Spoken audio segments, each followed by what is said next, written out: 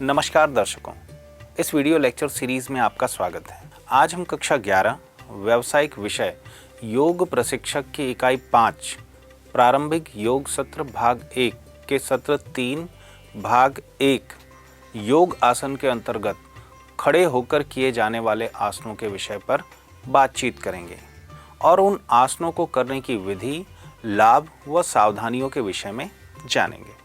खड़े होकर किए जाने वाले आसनों में सबसे पहला आसन है ताड़ासन। ताड़ासन संस्कृत शब्द ताड़, एक बहुत ऊंचा और लंबा पेड़ जिसमें शाखाएं नहीं होती है, के साथ मिलकर बना है। ताड़ासन खड़े रहकर करने वाले आसनों की नींव माना जाता है। ऐसा इसलिए क्योंकि इस आसन को करते समय शरीर ताड़ के वृक्ष के समान सीधा और स्थिर रहता है। ताड़ासन रीढ़ की हड्डी एवं मांसपेशियों को स्वस्थ रखने में मदद करता है। तो आइए इन चरणों का अनुसरण करते हुए ताड़ासन को करने का अभ्यास करें। सबसे पहले प्रारंभिक स्थिति। प्रारंभिक स्थिति में पैरों को एक साथ मिलाकर हाथों को जांघों के पास बगल में रखकर खड़े हो जाएं। अब हथेलियों को आपस में फंसाकर ऊपर की ओर उठाएं। हथेलियों की दिशा आकाश की तरफ होनी चाहिए। अब धीरे धीरे सांस लेते हुए पंजों के बल खड़े होते हुए शरीर को ऊपर की ओर खींचें। जब शरीर पूरी तरह तन जाए तो इस मुद्रा में कुछ देर बने रहने की कोशिश करें। साथ ही सामान्य रूप से सांस लेते रहें। इस अवस्था में शरीर का पूरा भार पंजों पर होगा। फिर सांस धीरे धीरे छोड़ते हुए सबसे पहले एड़ियों को फर्श पर लाएं। अब पूर्व स्थिति में आना। अब हाथों को सामने लाकर दोनों हथेलियों को खोलकर बगल से लगाएं और आराम करें। अब हम जानते हैं ताड़ासन करने के लाभों के विषय में। इस आसन के अभ्यास से एकाग्रता बढ़ती है। यह मांसपेशियों में खिंचाव पैदा करता है, जिससे रीढ़ की हड्डी को सीधा रखने में मदद मिलती है। ताड़ासन रीढ़ की हड्डी को सीधा रखने के साथ घुटने, जांघ और टखनों को मजबूत बनाए रखने में मदद करता है। यह आसन बच्चों की लंबाई बढ़ाने में भी सहायता करता है।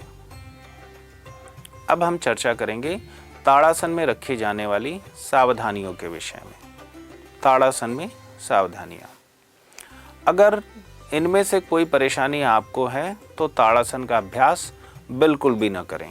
जैसे चक्कर आने की समस्या और रीढ़ की हड्डी से संबंधित किसी भी प्रकार की समस्या हो तो ताड़ासन का अभ्यास सावधानी पूर्वक करें। अगला आसन है तिर्यक ताड़ासन। यह ताड़ासन का ही दूसरा रूप है और जैसा कि इसके नाम में ही तिर्यक लगा है, जिसका अर्थ है तिरछा होना। इसमें ताड़ासन में आकर अपने शरीर को तिरछा दाएं व बाएं मोड़ना होता है। आइए इन चरणों का अनुसरण करते हुए तिर्यक ताड़ासन करें। सबसे पहले प्रारंभिक स्थिति। प्रारंभिक स्थिति में पैरों को एक साथ मिलाकर हाथों को जांघों के पास बगल में रखकर सीधे खड़े हो जाएं। अब एड़ियों के बीच 1 फीट की दूरी बनाकर रखें। अगले चरण में हथेलियों को आपस में फंसाकर ऊपर की ओर उठाएं। हथेलियों की दिशा आकाश की ओर होनी चाहिए। अब धीरे धीरे सांस छोड़ते हुए शरीर को दाईं ओर झुकाते हुए खींचें। हाथ ऊपर की ओर ही बने रहेंगे। कुछ पल इस स्थिति में बने रहें। अब वापस अपनी पूर्व स्थिति में आ जाएं। अब यही अभ्यास बाईं ओर से भी दोहराएं। दोनों ओर से दोहराने के बाद में अब पूर्व स्थिति में आना है। अब दोनों हाथों को सामने लाकर दोनों हथेलियों को खोलकर सांस को धीरे धीरे छोड़ते हुए प्रारंभिक अवस्था में आ जाएं। अब हम जानेंगे तिर्यक ताड़ासन से होने वाले लाभों के विषय में। तिर्यक ताड़ासन के लाभ। इसके नियमित अभ्यास से शरीर लचीला बनता है। दूसरा, मेरुदंड की अच्छी मालिश होती है और कंधों को मजबूती मिलती है। तीसरा, इसके अभ्यास से कमर की अतिरिक्त वसा कम होने लगती है। अब हम सावधानियों के विषय में जानेंगे।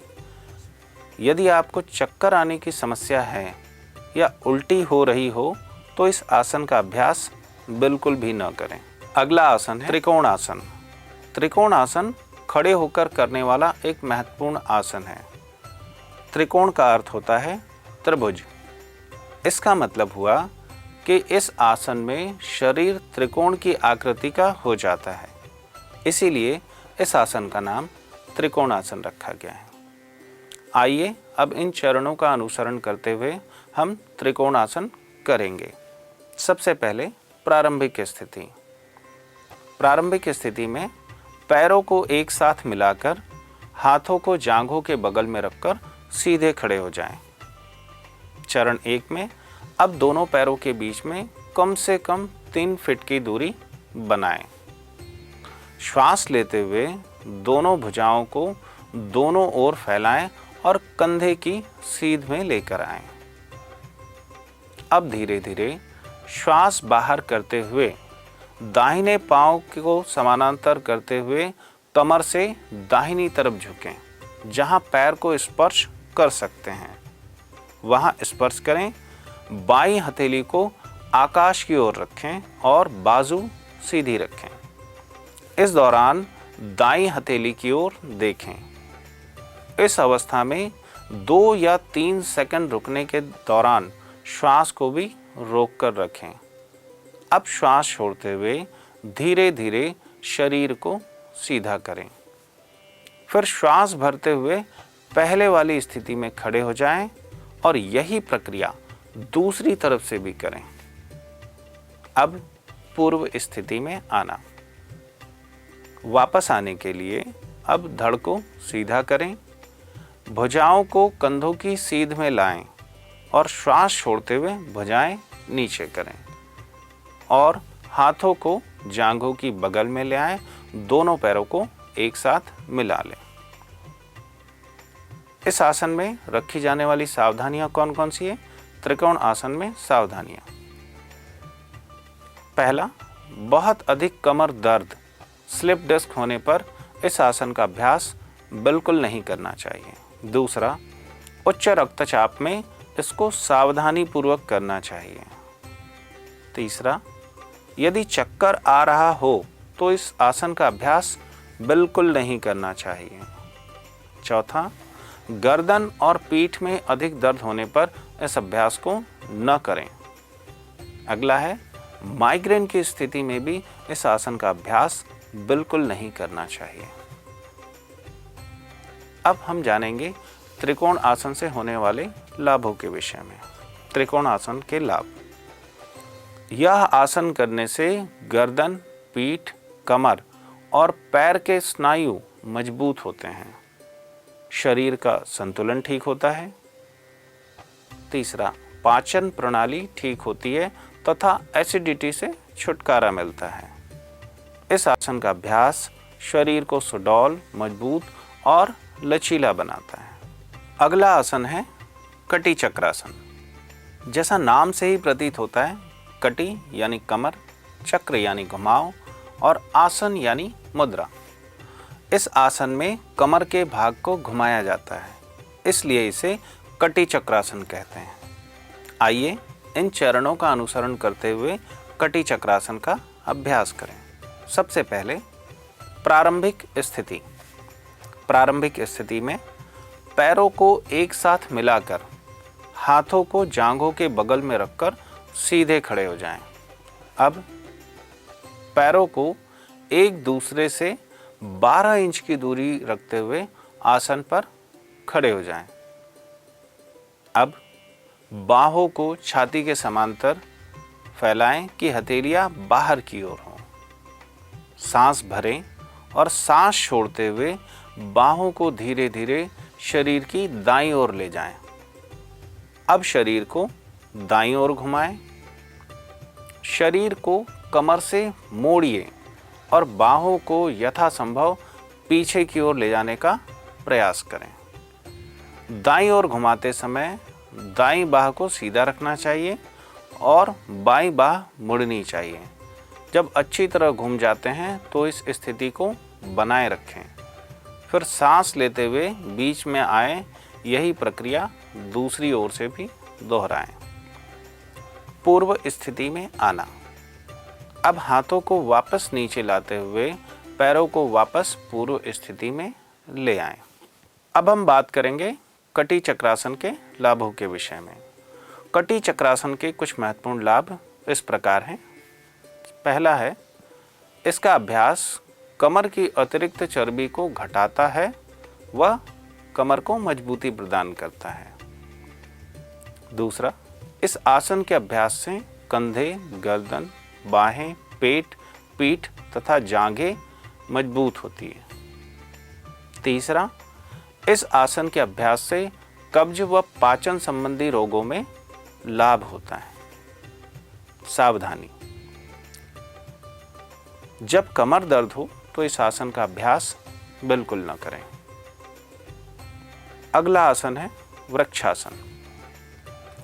वृक्षासन दो शब्दों से मिलकर बना है। वृक्ष, वृक्ष का अर्थ पेड़ होता है और आसन का अर्थ होता है शारीरिक स्थिति या मुद्रा। इस आसन की अंतिम अवस्था में शरीर की आकृति वृक्ष जैसी दिखाई देती है, इसलिए इसे वृक्षासन नाम दिया गया है। आइए इन चरणों का अनुसरण करते हुए हम वृक्षासन का अभ्यास करें। प्रारंभिक स्थिति, दोनों पैरों को एक साथ मिलाकर हाथों को जांघों के बगल में रखकर सीधे खड़े हो जाएं। अब दाएं पैर को उठाएं और दाएं हाथ से टखना पकड़ लें। दाईं एड़ी को दोनों हाथों की सहायता से बाईं जांघ के ऊपर यानी जोड़ पर रखें। पंजों की दिशा नीचे की ओर हो। अब दाएं पांव के तलवे से जांघ को दबाएं। इस दौरान ध्यान रहे कि मुड़ा हुआ पांव दूसरे पांव के साथ समकोण बना रहा हो। अब हथेलियों और उंगलियों को प्रार्थना की मुद्रा में जोड़ें और धीरे धीरे ऊपर उठाएं और सिर पर ले आएं।